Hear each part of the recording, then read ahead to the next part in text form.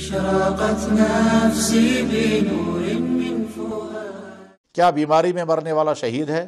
ہم نے سنا ہے کہ اگر کوئی بخار سے مر جائے تو اسے شہید کا ثواب ملتا ہے، تو کیا جو لوگ کورونا وائرس کی وجہ سے مرتے ہیں کیا وہ بھی شہیدوں کے زمرے میں شمار ہوں گے یا نہیں؟ جواباً عرض یہ ہے کہ احادیث میں کون کون سی بیماری میں مرنے والوں کو شہید کا درجہ دیا جائے گا اس کی احادیث میں تفصیل موجود ہے۔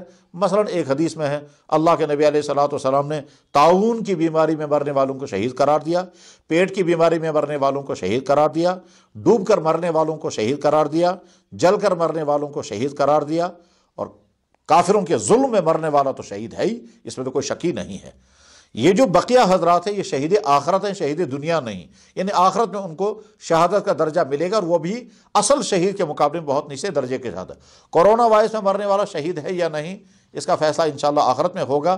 یہاں تو اگر کوئی آدمی کورونا وائرس میں وفات پا جاتا ہے تو ہمیں اس کے لیے وہ تمام ذمہ داریاں پوری کرنی ہیں جو عام بیماروں کے ساتھ، جو عام امور کے۔ چنانچہ طاعون کی بیماری میں اگر کوئی مرتا ہے تو اس کا غسل بھی ہوگا، اس کا کفن دفن بھی ہوگا، اور اس کو ٹھیک عام مردوں کی طرح سے تدفین کی جائے گی۔ یا اسی طرح سے کوئی خاتون اگر وضع حمل کے دوران وفات پا گئی اس کو شہادت کا درجہ ہے، لیکن کفن دفن کے مسائل میں وہ عام مردوں کی طرح ہے۔